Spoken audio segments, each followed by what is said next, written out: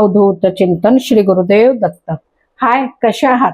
चला, आज आहे ना मी बनवणार आहे फणसाची भाजी आपल्या पारंपरिक पद्धतीने।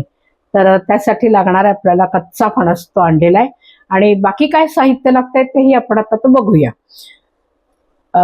फणसाची भाजी करताना मला लागेल कढई, तेल, आणि हे तेल आहे, आणि मोहरी, जिरं, हिंग,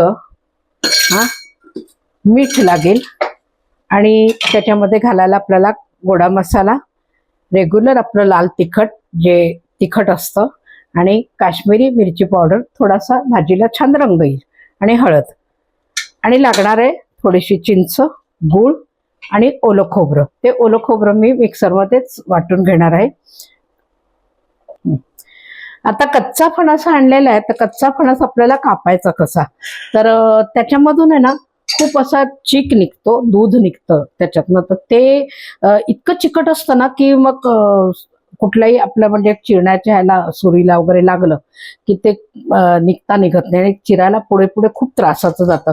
म्हणून काय करायचं, आपण आपल्या हाताला थोडं तेल लावून घ्यायचं, आणि हे सुरी असेल किंवा चॉपर ज्याच्याने तुम्ही कापाल, तर त्यालाही जरा तेलाचा हात लावून घ्यायचा, आणि मग ही जी साल आहे ना ही आपल्याला काढून टाकायची,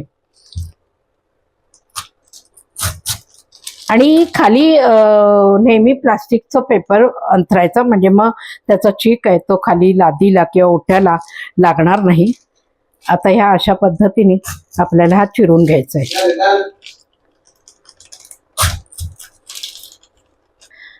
आता हा बघा, हे सगळं ना चारकट हे आपण काढून टाकलं। आता याला बारीक बारीक आपल्याला फोडी करून घ्यायचे। हे जरा फार सावकाशीने काम करावं लागतं, कारण खूप जोर लागतो कापताना।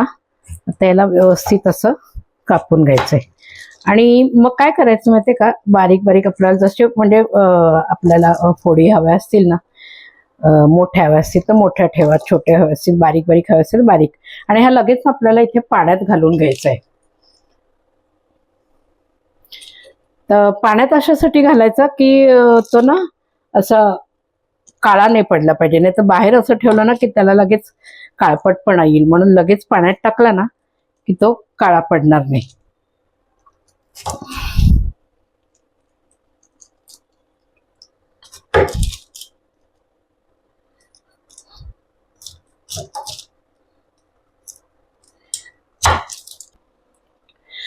आता हा फणस आहे ना आपला असा चिरून झाला बघा बारीक, आणि पाण्यात घातल्यामुळे ना तो काळा पडला नाही। आता याला काढून घ्यायचं, आणि ह्याच्यामध्ये ना कुकरमध्ये तर आपल्याला ह्याच्या शिट्या करून घ्यायच्या, म्हणजे 3-4 शिट्यामध्ये हा पहिले शिजून घ्यायचा। आणि आता त्या भाजीमध्ये ना घालायला मला आपण फणसाच्या भाजीमध्ये आवर्जून अगदी दाणे घालतो काय, तर ते दाणे थोडे भिजत घालून ठेवायचे कोंबट पाण्यामध्ये, चांगली भिजली की मग ते आता हे जसे उकडवणार आपण कुकरमध्ये, ते दाणे पण त्याबरोबर उकडवायला घ्यायचे, म्हणजे दोन्ही एकत्र करून आपण ठेवून द्यायचे कुकरमध्ये। 3-4 शिट्या काढायच्यात। आता हे कुकरमध्ये लावताना थोडंसं ह्याच्यामध्ये आपण मीठ घालून घ्यायचं, म्हणजे त्याला मीठ आहे ना व्यवस्थित सगळं मुरेल म्हणजे ह्याच्यामध्ये, आणि भाजी छान व्यवस्थित छान टेस्टी होते। आता आणि थोडंसं ह्याच्यात पाणी घालायचं आपल्याला,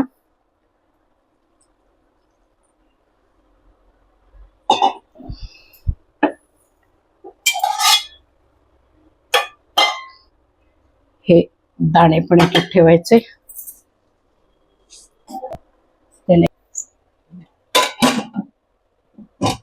आता याच्या आपल्याला 3 शिट्या करून घ्यायच्या। चला, आता आपण आहे ना हा फणस बघा कुकरमध्ये शिजवलाय, त्यामुळे व्यवस्थित असा शिजला गेलाय।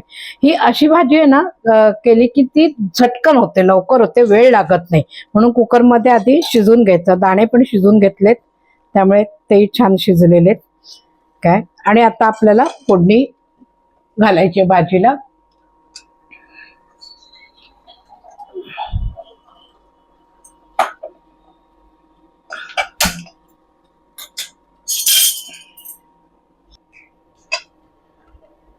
कढई तापली, आपल्याला आता तेल घालून घ्यायचं याच्यामध्ये, थोडंसं तेल जरा आपण नेहमी भाजीला घालतो फोडणीला त्याच्यापेक्षा थोडं जास्त घालायचं।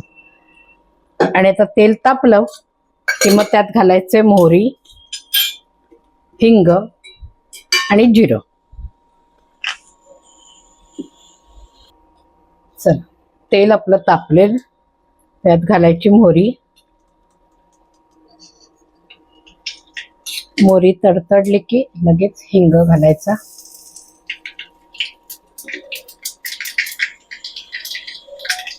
जिरं घालायचं,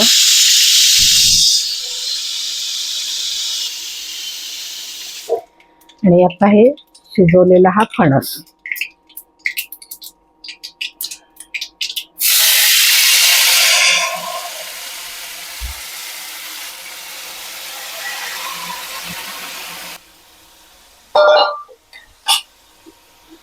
हे शिजवलेले दाणे हेही घालून द्यायचे।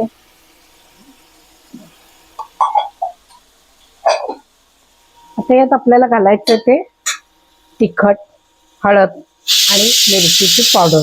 काश्मीरी मिरची पावडर पण घालायची म्हणजे त्याच्याने भाजीला चांगला रंग येतो।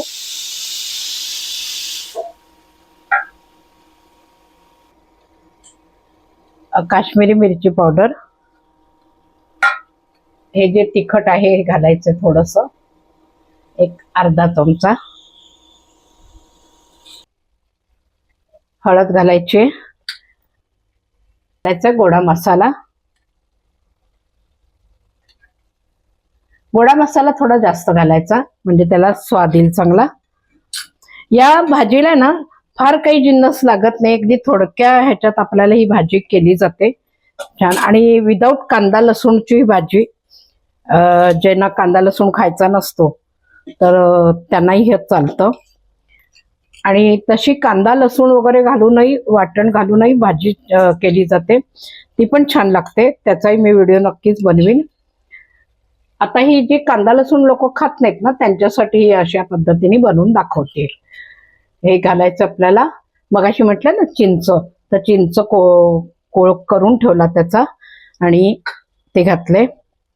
घालायचे गूळ, एवढा गूळ बास आहे। आणि मगाशी आपण फणस शिजवताना मीठ घातलं होतं तरी आपल्याला थोडंसं लागेल, एक अर्धा चमचा घालायचंय। मग बघूया, लागलं तर पुन्हा घालता येईल पण जास्त घालायचं नाही।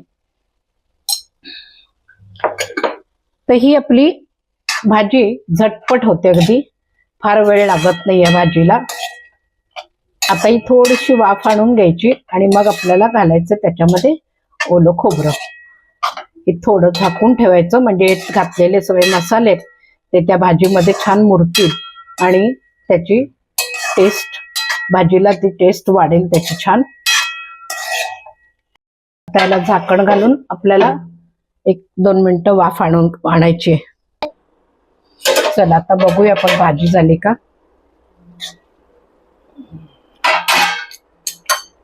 आता ह्याच्यात आपल्याला घालायचंय खोबरं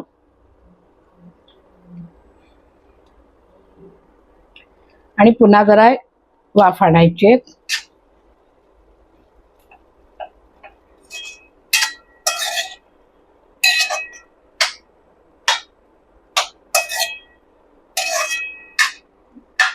आता याला थोडं झाकून ठेवते। खोबरं घातलेलं आपण, थोडं घालते अजून, बस। आणि आता थोडं झाकण ठेवून थोडी वाफ आणायची, झाली आपली मग भाजी तयार। आता भाजी आपली शिजली आहे, खोबरं घातलं होतं म्हणून थोडं हे केलं। आता आपल्याला लास्ट मस्तपैकी कोथिंबीर पिळायची आहे। कोथिंबीर घातली ना की भाजीला टेस्ट छान येते अगदी।